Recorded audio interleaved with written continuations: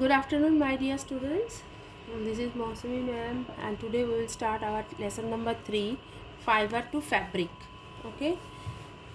Paheli and Bojo won the first prize in the science quiz competition held at their school. They were very excited and decided to use the prize money to buy clothes to their parents for their parents.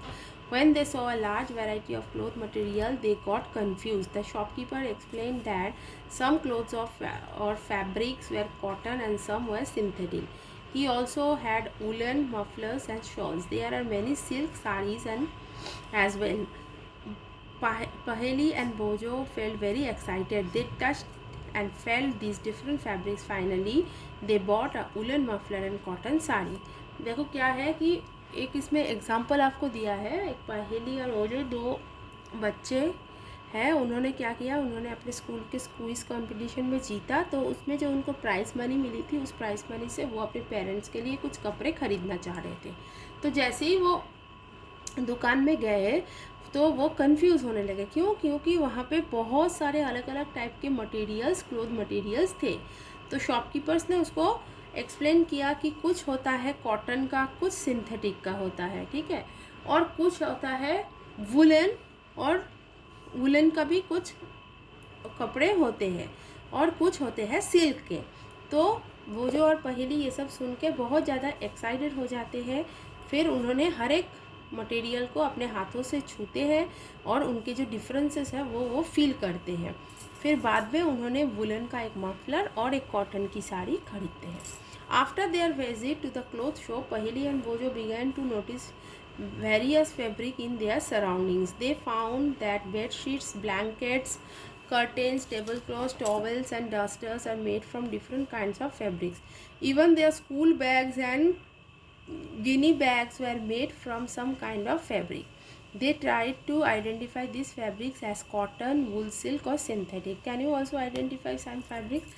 अब देखो, जब बोझो और पहेली दुकान में से घूम के आए, फिर क्या हुआ, उन्होंने अपने आसपास, उनके चारों ओर भी उन्होंने अलग अलग टाइप के फैब्रिक्स को नोटिस किया, देखने लगे. उन्होंने देखा बेडशीट, ब्लैंकेट, कर्टेंस, फिर टेबल क्लॉथ्स, टॉवेल, डस्टर, ये सब एक दूसरे डिफरेंट काइंड्स ऑफ मटेरियल से ही बना होता है. और इवन उनके जो स्कूल बैग्स होते हैं वो सब भी दूसरे फैब्रिक से बना होता है, ठीक है. तो अब वो क्या किया, अब उन्होंने कौन सा वूल है, कौन सा सिल्क है, कौन सा सिंथेटिक है, ये सब जानने की कोशिश की.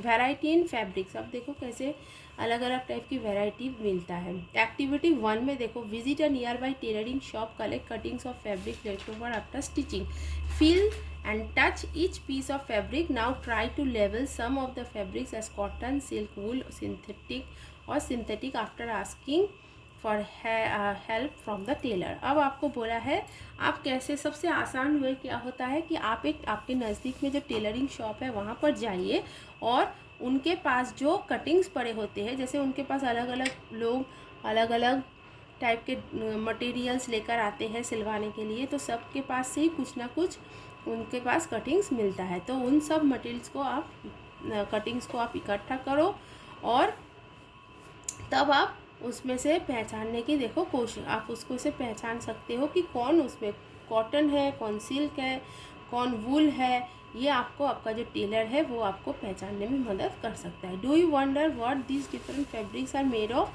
When you look at any fabric it seems a continuous piece. Now look at it closely, what do you notice? अब आप देखना कि हर एक चीज़, हर एक अलग अलग मटेरियल से, अलग अलग फैब्रिक से ही बनता है. क्या आपको पता है कौन कौन सा फैब्रिक से क्या बनता है? अब हम वही देखने जा रहे हैं. Activity 2, select a piece of cotton fabric you labelled in activity 1. Now try to find a loose thread और yarn at the one edge and pull it out.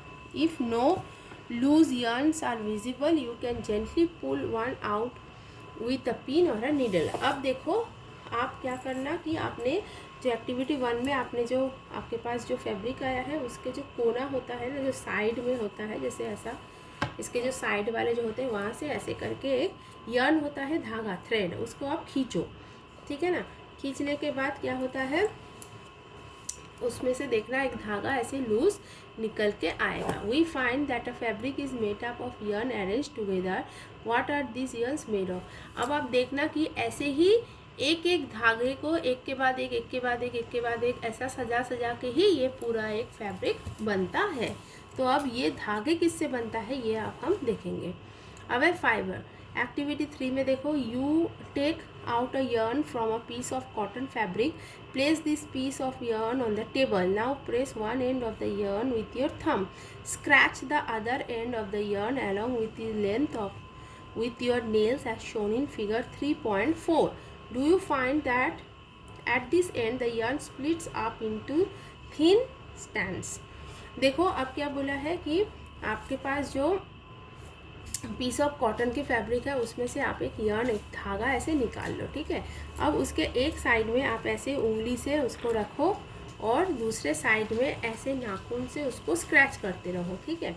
तो स्क्रैच करने के बाद आपको क्या दिखाई देगा कि ये देखो, ये पिक्चर में दिखाया है, इसके नीचे से जो लास्ट पॉइंट है वहाँ पे देखना आप बहुत पतले पतले पतले पतले बहुत सारे उसमें आपको धागे की छोटे छोटे स्ट्रैंड्स, मतलब पतले पतले हिस्से उसमें से दिखाई देगा, ठीक है। You might have observe something similar when you try to thread a needle. Many a time the end of the thread is separated into a few thin strand. This makes it different to pass the thread through the eye of the needle. The thin strands of thread that we see are made up of still thinner strands called fibres.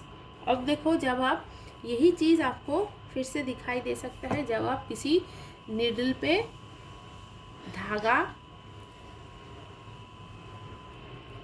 अब यही चीज़ आपको जब आप needle पे मतलब सुई पे जब धागा पिरोते हो तब भी आपको ये चीज़ देखने में मिलेगा। देखना धागे का जो एंड होता है ना उसमें ऐसे बहुत सारे पतले पतले रेशे जैसा आपको दिखाई देगा, ठीक है। तो आप उस रेशों को एक जगह करके ऐसे उसको हाथों से थोड़ा मरोड़ के तब आप नीडल पे वो धागा पिरो सकते हो, ठीक है। और ये जो थिन स्ट्रैंड्स है we can see are made up of still thinner strands called fibres. और यही जो पतले पतले जो रेशे आपको दिखाई देता है इनको ही हम बोलते हैं क्या, फाइबर्स, ठीक है। Fabrics are made up of yarns and yarns are further made up of fibers. What do these fiber, where do these fibers come from? Fabric जो बनता है वो इन सब धागों को, yarns, इन सब धागों को मिला के ही मिलता है, बनता है। और yarns जो होता है वो बाद में फिर फाइबर्स से ही बनता है yarns, ठीक है। अब ये फाइबर्स कहाँ से आता है? The fibres of some fabrics such as cotton, jute, silk and wool are obtain from plants and animals. These are called natural fibres. देखो, जो कॉटन, जूट, सिल्क, वूल ये सब हमको कौन देता है? प्लांट्स और एनिमल्स, ठीक है ना। हमें इन सब प्लांट्स और एनिमल्स से मिलता है, इसलिए हम इसको नेचुरल फाइबर्स बोलते हैं।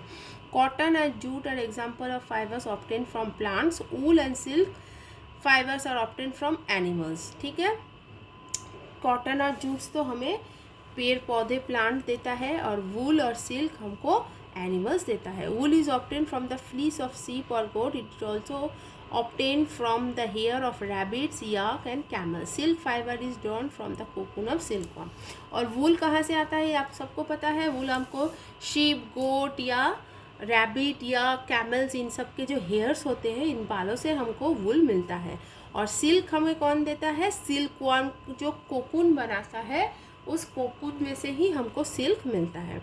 For thousands of years natural fibres were the only ones available for making fabrics. In the last 100 years or so, fabrics are also made from chemical substances which are not obtained from the plant or animal sources. These are called synthetic fibers, ठीक है।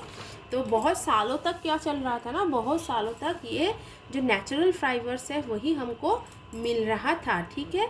लेकिन बहुत साल अभी बस 100 years और उससे थोड़ा कुछ समय पहले से ही क्या हो रहा है, फाइबर्स बनाया जा रहा है केमिकल के यूजेस से, ठीक है ना। केमिकल्स को यूज़ करके ही हम कुछ फाइबर्स बना रहे हैं जो हमें प्लांट्स या एनिमल से नहीं मिलता है। और इन सब फाइबर्स को हम बोलते हैं सिंथेटिक फाइबर। और उसके कुछ एग्जांपल्स देखो, some examples of synthetic: polyester, nylon and acrylic. Polyester, nylon, acrylic, ये सब सिंथेटिक फाइबर्स में आता है। सम प्लांट्स फाइबर्स, अब देखो प्लांट फाइबर्स में कौन आता है, कॉटन, ठीक है। Have you ever made wicks of oil lamps, what do you use for making this wicks, the cotton wool is also use for filling mattresses, quilts और pillows. देखो जब हम दिया में बत्ती करते हैं तो बत्ती किससे बनता है, कॉटन से, ठीक है ना। और ये कॉटन से ही हम क्या करते हैं, मैट्रेसेस, हमारे जो गद्दे, फिर जो कंबल हम ओढ़ते हैं, हमारे तकिया, ये सब कॉटन से ही बनता है।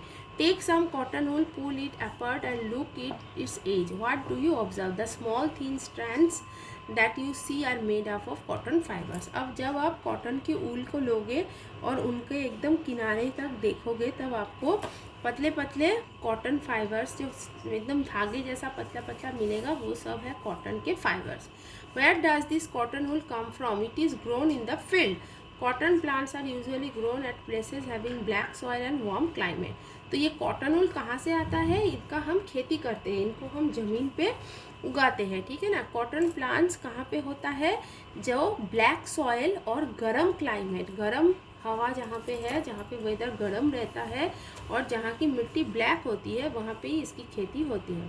Can you name some states of our country where cotton is grown, the fruits of the cotton plant are about the size of a lemon, after maturing the boll burst open and seeds covered with the cotton fibres can be scene.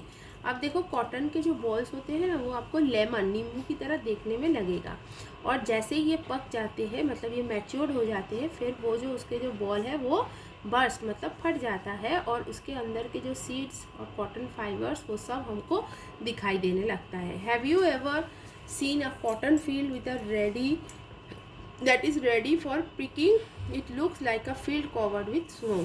और जब आप ऐसे देखो, ये picture में दिखाई दे रहा है, जब आप ऐसे कॉटन फील्ड को देखोगे तो आपको दिखाई देगा जैसे स्नो के फील्ड, मतलब बर्फ़ का फील्ड आपको दिखाई देगा, क्योंकि वाइट वाइट कॉटन पूरे जगह पे भरा होता है। From these balls, cotton is usually picked by hand. Fibers are then separated from the seeds by combing. This process is called ginning of cotton. ठीक है ना। तो जो कॉटन बॉल्स है उसको, उसमें से कॉटन को हम ऐसे हाथों से ही निकाल लेते हैं, और उसके जो फाइबर्स होते हैं उसको हम सीड्स में से ऐसे कॉम्बिंग, मतलब जैसे हम बालों को कॉम्ब करते हैं, ऐसे कॉम्बिंग, ये देखो इधर दिखाया है पिक्चर में, कॉम्बिंग करके हम सीड्स में से उसके फाइबर्स को अलग करते हैं, और इस प्रोसेस को गिनिंग बोलते हैं। Ginning was traditionally done by the hand, these days machine are also use for greening. और ये जो गिनिंग है ये पहले हाथों से ही किया जाता था, लेकिन आजकल इसके लिए मशीन्स का भी यूज़ होता है। नेक्स्ट है क्या कॉटन फाइबर्स में, प्लांट फाइबर्स में जूट, पहला था कॉटन, नेक्स्ट है jute. Jute fiber is obtained from the stem of the jute plant. It is cultivated during the rainy season. In India, jute is mainly grown in West Bengal, Bihar and Assam. देखो jute क्या होता है, jute के जो plant होते हैं ना, ये प्लांट का जो स्टेम है, उसी स्टेम से ही हमको जूट मिलता है, और ये जूट का प्लांट मेनली रेनी सीजन में ही होता है। और हमारे इंडिया में वेस्ट बंगाल, बिहार और आसाम, इन तीनों जगह पे ही इसका सबसे ज़्यादा खेती होता है। The jute plant is normally harvested when it is at the flowering stage. The stems of the harvested plants are immersed in the water for a few days. अब क्या होता है, जब इसमें फ्लावर आने वाला होता है तभी इसको हम प्लांट करते हैं। और प्लांटिंग कैसे होता है, पानी के अंदर इसको डुबो के, इसका जो स्टेम है ना, इसको पूरे पानी के अंदर डुबो के ही इसका प्लांटिंग होता है। The stems rot and the fibres are separated by hand. और जैसे ही ये पानी में कई दिनों तक डूबा रहता है, फिर क्या होता है, इसका स्टेम जो है ये सड़ जाता है, और सड़ने के बाद फिर इसमें से हम हाथों से ऐसे फाइबर को खींच के अलग करते हैं। To make fabrics, all these fibers are first converted into yarns. How is it done? अब कोई भी फैब्रिक बनाने के लिए हमको क्या करना पड़ता है, पहले फाइबर्स को यर्न में, मतलब जो फाइबर हमको मिला उसमें से धागा, यर्न मतलब धागा बनाना पड़ता है, फिर उस धागे से हम फैब्रिक मतलब कोई सा भी कॉटन ड्रेस, कोई सा भी कपड़ा हम उसमें से बना सकते हैं। और अब कैसे ये बनता है ये हम नेक्स्ट लेसन के नेक्स्ट पार्ट में हम पढ़ेंगे स्पिनिंग कॉटन यार्न। सो ये मैं आपको नेक्स्ट डे एक्सप्लेन करूँगी। आज हमने यहाँ तक ही पढ़ा था, आप लोग अच्छे से रीड करना। कोई भी कन्फ्यूजन या कुछ होगा तो आप please ask me in the next class. Okay student, so take care, see you in the next class, have a nice day, bye bye.